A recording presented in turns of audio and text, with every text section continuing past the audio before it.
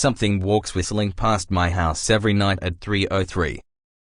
Every night, no matter the weather, something walks down our street whistling softly.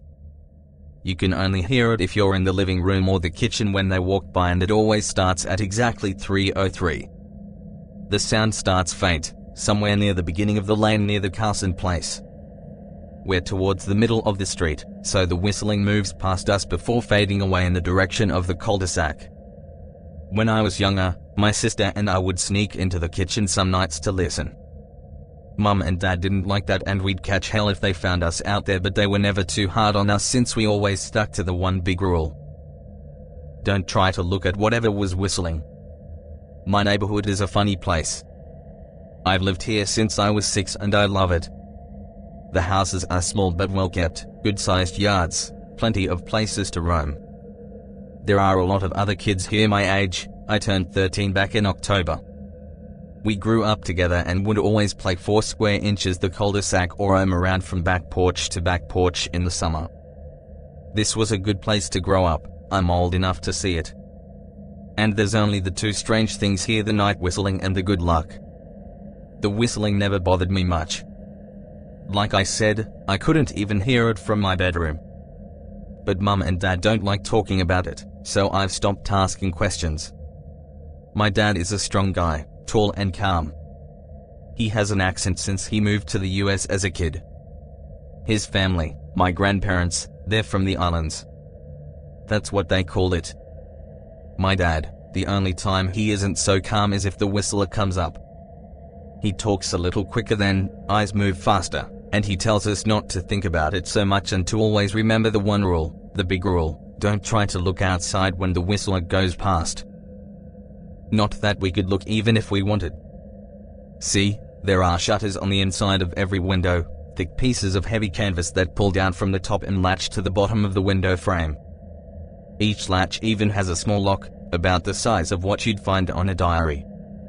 My dad locks those shutters every night before we all go to bed and keeps the key in his room. My mum, a broken bar, I don't know what she thinks about the whistling. I've seen her out in the living room before at 3:03 when the sound starts. I could see her if I cracked my door open just an inch to peek. She's not out there often, at least I haven't caught her much, but once or twice a month I think she sits out there on our big red couch just listening. The whistler has the same tune every night. It's a broken but cheerful. Remember how I said there are 2 odd things about where I live? Well, besides our night whistler, everyone in my neighborhood is really lucky. It's hard to explain, and Dad doesn't like us talking about this part much, either, but good things just seem to happen to people around here a lot. Usually, it's small things: winning a radio contest, or getting an unexpected promotion at work, or finding some arrowheads buried in the yard, you know, the authentic kind. The weather is pretty good and there's no crime, and everybody's gardens bloom extra bright in the fall. A million little blessings, I've heard my mom say about living here. But the main reason we stay here, why we moved here in the first place, is my sister Nola. She was born very sick, something with her lungs. We couldn't even bring her home when she was born, only visit her in the hospital. She was so small, I remember, small even compared to the other babies. A machine had to breathe for her. We moved into our house here to be closer to the hospital. As soon as we moved here, Nola started getting better. The doctors couldn't figure it out. They chalked it up to whatever they were doing, but we all could tell they were confused. But my parents knew, even I knew, Nola getting better was just another of the million little blessings we got for living in our neighborhood. So that's why we stayed even after we found out that, for every small miracle that happens here every day, now and then in a broken bar some bad things happen. But they only happen if you look for the whistler. See, our neighborhood has a welcoming committee. They show up with macaroni casserole and a gift basket and a manila folder whenever someone new moves in. They're very friendly. 4 people showed up when we moved in 7 years ago. The committee made small talk, gave me a Snickers bar, and took turns holding Nola. It was her first week out of the hospital, so they were extra careful. Then the committee asked to speak to my parents in private, so I was sent to my room where I still managed to hear nearly every word. The welcoming committee told my parents about how nice the neighborhood was, really exceptionally, hard to explain kind of nice. And then they told my parents about the even harder to explain whistling that happened every morning at 3:03 and ended at the tick of 3:05. The group, our new neighbors, warned my parents that the whistling was quiet, would never harm or hurt us, as long as we didn't look for what was making the sound. This part they stressed, and I pushed my ear into the door straining to hear them. People who went looking for the whistler had no luck change, sometimes tragically. A black cloud would hang over anyone that looked. Anything that could go wrong would. The manila envelope the committee brought over contained newspaper clippings, stories about car crashes and ruined lives, public deaths and freak accidents. Not everyone dies, I heard the head of the committee tell my dad. But the life goes out of AM. Even if they live, there's no light in them ever again, no presence. My mum, I could tell she wasn't taking it seriously. She kept asking if this was some prank they play on new neighbors. At one point my mum got angry, accused the committee of trying to scare us out of our new home, asked them if they were racist on account of my dad being from the islands. My dad calmed her down, told her he could tell our new neighbors were sincere and they were just trying to help us. He explained that he grew up hearing these kinds of stories from his mum and that he knew there were strange things that walked among us. Some of those strange things were good and some were bad, but most were just different. After the committee left, Dad went out to the hardware store, bought the canvas blinds, the latches, and the locks and installed them on every window in the house after dinner. That first night in our new house, I crept out of my room at 3 a.m. only to find my dad awake sitting on the living room couch, holding my baby sister. My dad held up his finger in a SHH motion but patted the couch next to him. I sat and we waited. At exactly 3:03 we heard the whistling. It came and it went just like our neighbors said. The whistling returns each night and we never look and we enjoy our million little blessings every day. Nola breathes on her own and she's grown into a strong, clever girl. My dad even joined the welcoming committee. We don't get new neighbors often, why would anyone want to leave? But when a new family moves in, my dad and the committee bring them macaroni casserole, a gift basket, and the manila folder. I can always tell by the look on my dad's face when he comes back if the family took the committee seriously or if we'd be getting new neighbors again very soon. Not long ago a family moved in directly next to us. The previous owner, Miss Maddie, passed away at age 105. She lived a good, long life. Our new neighbors seemed like they'd fit in just fine.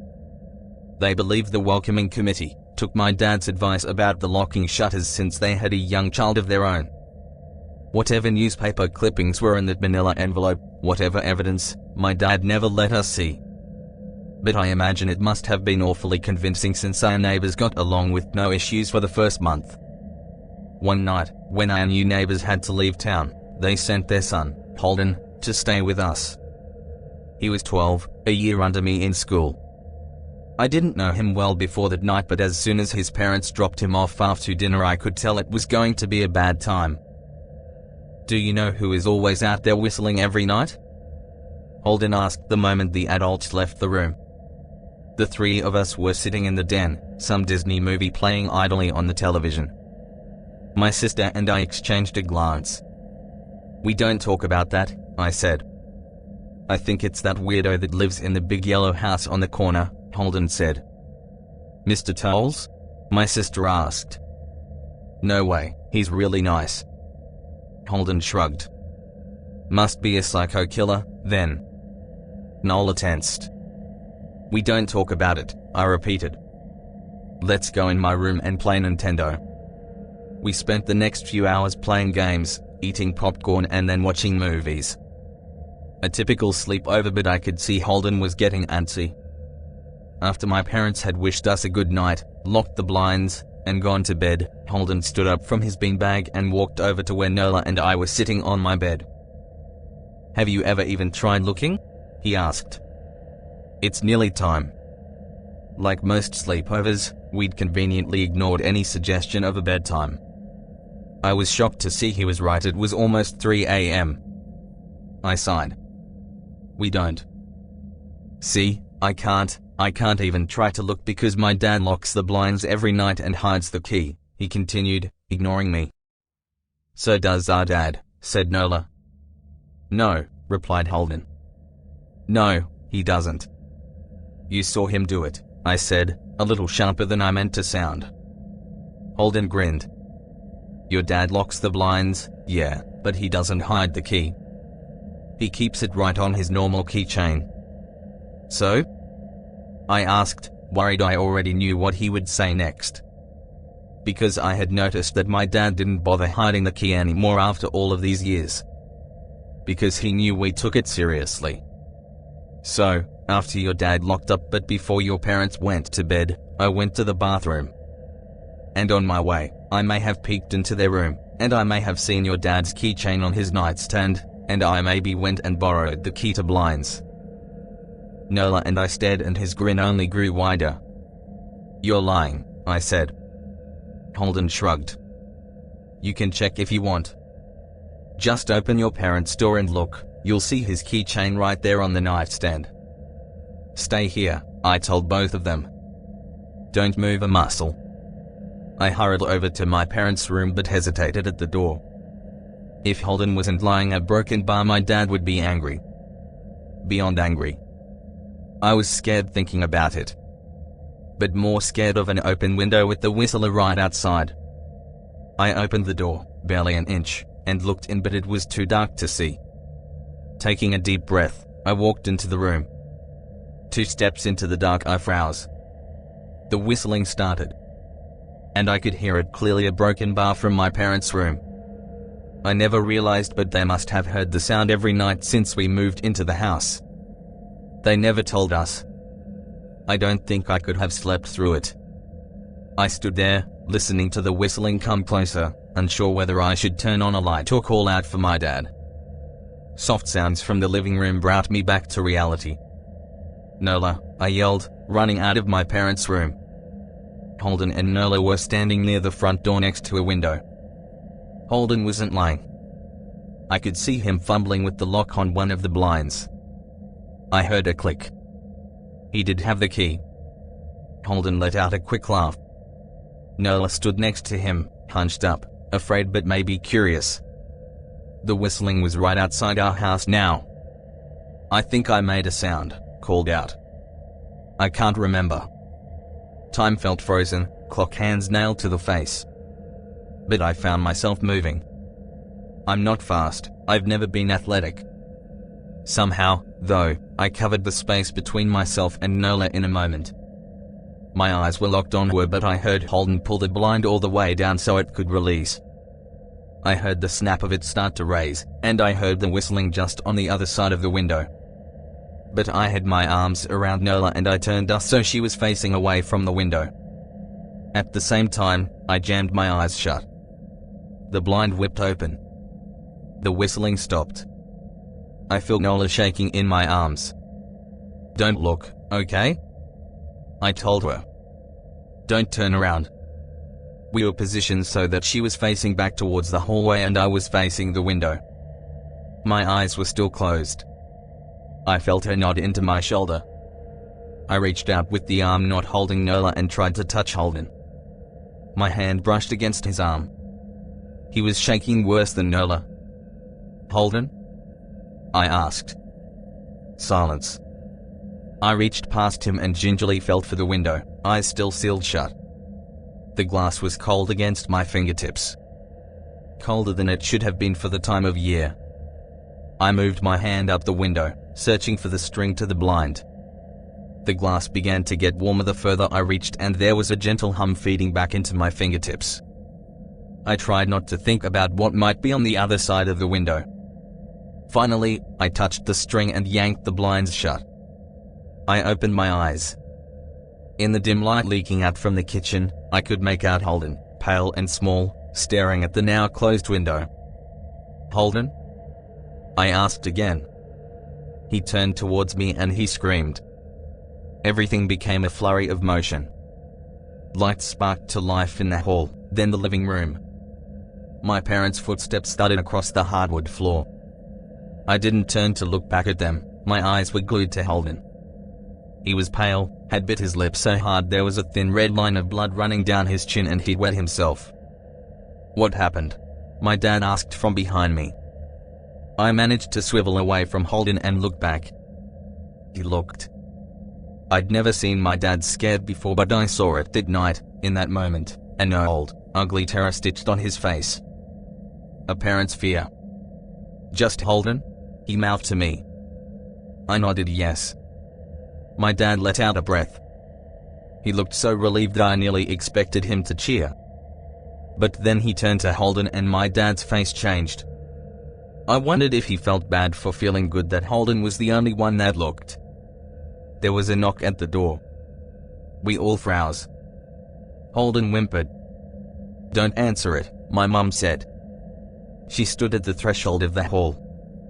I'd always thought she was a skeptic and just humored my dad about the windows and the whistler, but that night we were all believers. I noticed that both of my parents held baseball bats they must have taken from their bedroom. The knock came again, a little louder this time. "Please don't open the door," Holden whispered. My dad walked over to him, hugged him close. "We won't," my dad promised, still holding his bat. "Nothing is coming in here tonight." Thud, thud, thud. This time the knocking was loud enough to rattle the door. Holden screamed again and Nola clutched her arms around my neck. My mum came over and knelt down next to us, wrapping my sister and me close. Thud, thud, thud. "Call the police," my mom whispered to my dad. The knocking instantly stopped. My dad looked over his shoulder at us. "Do you think?" He was cut off by frantic knocking that trailed off to a polite tap tap tap. "Police," something said from the other side of the door. The voice from outside sounded exactly like my mum, like a parrot repeating the words back to her. "Police. Call. The police. Tap tap tap police." My mum pulled us closer. "Police. Police. Police. Police. Please stop," I heard her whisper. "I don't think calling them will help," my dad said. "How will we know when they're the ones at the door?" The knocking came back harder than before. The door shook. Then it stopped. After a long moment, I heard the knocking again, but it was coming from our back door. We all turned together towards the back door, but the knocking immediately returned to the front door. Front to back to front, loud and quiet, then loud again. Suddenly, the sound was coming from both doors at once, big, heavy blows like a sledgehammer. Then something started rapping against all of the windows in the house, then the walls. It was like we were living inside a drum with a dozen people trying to play at once. Or we were a turtle and something was attempting to claw us out of our shell. "Stop!" Holden yelled. The knocking died. "I won't tell," Holden said, staring at the door. "I promise I won't tell anyone what I saw. Just please go away." We waited for nearly a minute. Then we heard it, a soft tap tap tap coming from the window Holden had looked through earlier. Holden started to cry, sobbing like a prisoner watching gallows being built outside their cell. My dad held him, brushed his hair, but never lied to him, never told him things would be okay. The tapping at the window went on for the rest of the night. We huddled together in the living room for I don't know how long. Eventually, my mum tried to take us kids into my room while my dad stayed to watch the door. But the second we moved into my bedroom, the knocking came back, so loud it was possible to ignore. I was afraid the door couldn't take it. We went back to the living room and the knocking stopped. Only the tap tap tap on the window remained. None of us slept that night. The tapping stopped around 7 a.m. That's about the time the sun comes up here. We waited another 2 hours before my dad opened the blinds from one window. He made us all go back to my parents' bedroom first. I heard him open the door then come back in. "Okay," he told us. "It's done." Holden's parents came back around lunchtime. My mum and dad walked Holden over to his house and they all went inside for quite a while. Nola and I watched from the window. She stuck to me the whole day, right at my side, sometimes holding my hand. When my parents came back, they looked grim but wouldn't tell us what they said to Holden's family. It was a Sunday, so we all spent the day together, ordered pizza and watched movies. That night everyone slept in my room, Nola and my mom in the bed with me, my dad in a chair he'd pulled over. There was no knocking that night or any night since. We didn't see much of Holden or his parents for the rest of that week, but by Thursday there was a moving truck in their driveway. Nola and I watched them packing up the whole afternoon after school. What sticks with me most is how tired Holden and his parents looked. All three had the same pallor, grim mouths and lightless eyes. Even from across the street I could tell something was very wrong. Holden and his family were gone before sunset. I remember what the original welcoming committee said to my parents when we moved in. Not everyone who looks at the Whistler dies, but even those that live have the light go out of them, and the rest of their lives are full of misfortune. A million little tragedies. I think Holden's parents must have looked, either to comfort him if they didn't believe or share the burden if they did. I watched Nola some days, happy and young and alive, and I wonder if I'd been slower. If she'd looked out the window that night a broken bar, would I have looked too? To comfort her? To share that burden? I'm glad I don't have to find out. We still live in that house, in that neighborhood. We still hear our Whistler walking past every night. The blessings, the luck, the good things here are too good to leave. But we're careful. We don't have friends over to spend the night anymore. And my dad hides the key to the blinds very, very well. Not that I've gone looking. Some things you just don't need to look for.